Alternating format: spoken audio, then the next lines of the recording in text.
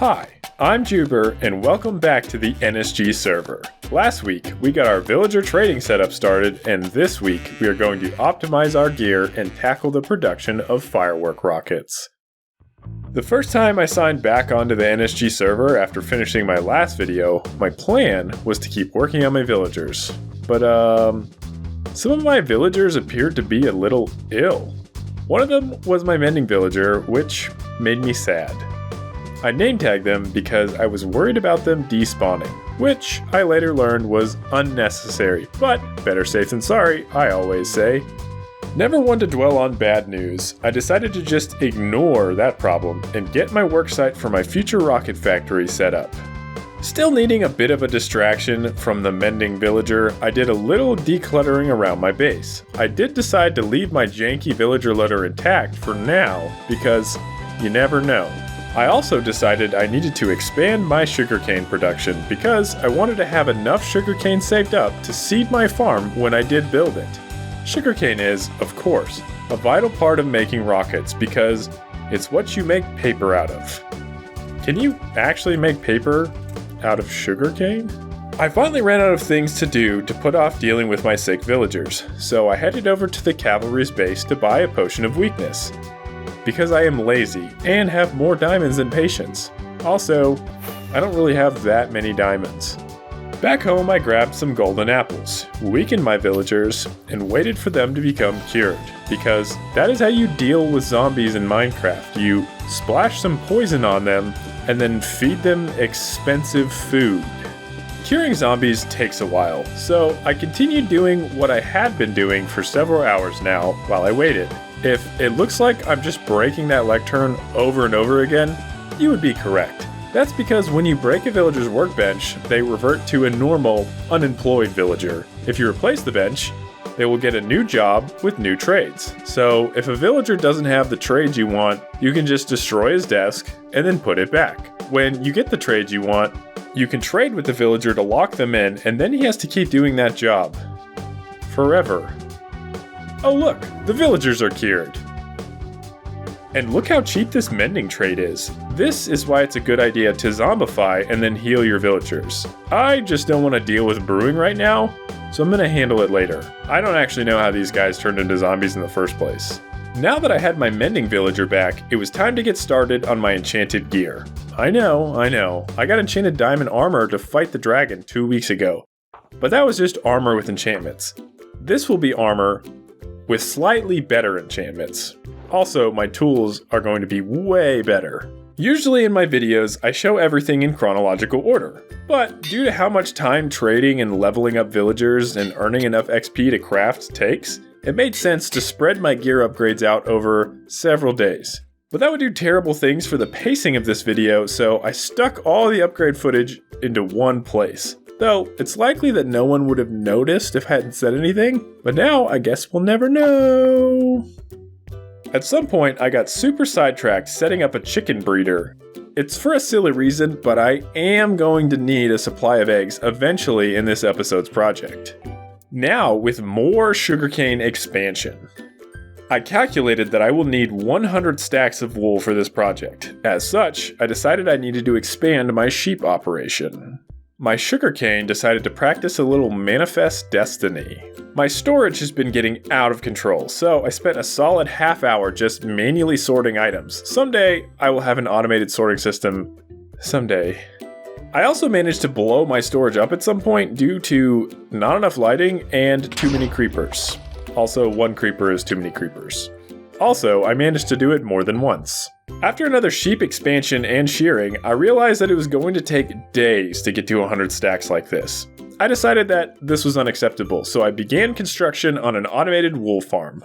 It's not pretty, and it's probably not where I want it to be in the long run, so I am deeming this sheep farm temporary. While building my wool farm, I ran out of bows for dispensers, so I fought some spiders in the arachnid arena to get some more string. And while crafting dispensers, I must have crafted my enchanted bow into one, which is super sad. I wish the dispenser would at least keep the name of the bow, or be like a super good dispenser, or something. That bow cost me like 45 levels. And then I forgot to record me finishing the wool farm and loading it up with sheep, so here it is. Boasting 18 sheep and an Etho hopper clock powered item collection system, this baby can produce several wool per unit of time. I started to assemble my resources for my firework farm in some temporary chests. I really need to go end busting because this would be way better with shulkers. Resources collected for the gunpowder farm, I started the arduous process of moving everything out to my work site. And then I finished the arduous process of moving everything. Time to start on the farm. I love to credit people when I use their designs, but I've been using this particular farm long enough that I don't remember where I first saw it. The concept is pretty simple though. The creepers will spawn on the platforms, and the dispensers will dispense water, which will push the creepers off the platforms into the bottom creeper collector, and then into the soul campfires, which are like regular campfires, but blue, and also more herdy. The trapdoors are important because creepers are not quite as tall as the other mobs in the playground, so placing them ensures that nothing but creepers and spiders can spawn on these platforms. Spiders, however, require a 3x3 space to spawn, I think, so the glass pillars ensure that only creepers can spawn on my platforms. Farm complete, it was time to start getting some of that sweet, sweet gunpowder. I'm really tired of killing creepers just to get a few more gunpowder to fuel my flying addiction for just a few more days. Now, I'll be able to fly forever. While I was working on the farm, the cavalry came by and dropped off a gift. I honestly thought I was making a purchase, but I'm happy to have this stuff, especially the shulker. Now, the next part of this project is the part that needs the wool. And we aren't using white wool, but we also didn't pre-dye our sheep, so that means we need a lot of dye. And again, I lost patience with doing it by hand, so I built a little contraption that let me just stand there and dye. Well, I probably should rethink that wording. In order to bolster my wood supplies and to make spawn a little more navigable, I cut down some jungle trees. I also preserved the sign from the egg hunt. This grass stair was never useful, and now that I have a silk touch shovel, we can tell it goodbye. Goodbye! When storing the glass blocks from the grass stair, I realized that my dirt stores are helplessly low, and we're going to need those for the next part of the firework factory. Sometimes I like to try to fight phantoms in their natural habitat. If it seems like I'm dragging my feet on starting the next part of the project, I am. But only because even though the automated wool farm works faster than I do, it still takes a while to get to 100 stacks of wool. Speaking of, time to get some yellow dye, which requires a journey to the faraway land of the Sunflower Plains. Then I did a quick harvest of the sugar pond. And then I just did a lot of general Minecraft. Just things I could do around the base so the wool farm could stay loaded. I traded with villagers, I collected flowers for dye, I sorted things in chests. Minecraft. In order to top off on wool so I could start on my project, I made a trade with the Cav for all of his wool. Apparently, it was originally string. That's a lot of string. And then I realized how long it would take me to collect the flowers to get enough blue dye, so I just dyed my sheep blue. And this was exciting because once the blue sheep had produced enough blue wool, I would be done with the resource collection for this episode. That is assuming that I can collect all the cobblestone I need before that. One great way to get cobblestone is to go mining. One great way to get diamonds is to count to 12. 1, 2, 3, 4, 5, 6, 7, 8, 9, 10, 11, 12. Nice.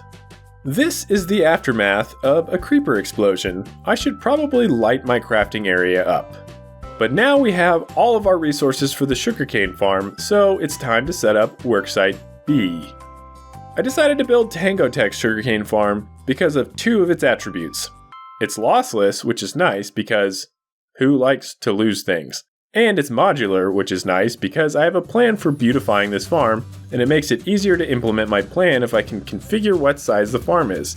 It's a pretty nifty design actually, and there's a link to it in the description. I'm pretty excited about getting both of these farms done, because it will allow me to make infinite rockets, which, as stated before, will let me fly like a grown-up baby bird and also give me something to sell to the other gamers. The never stop gamers.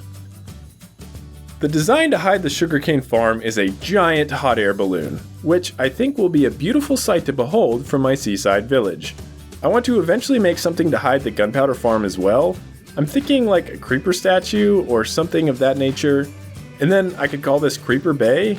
Maybe? I don't know.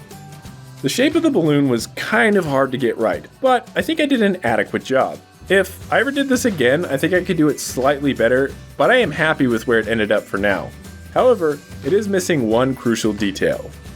And that detail requires chicken. And a couple of leads.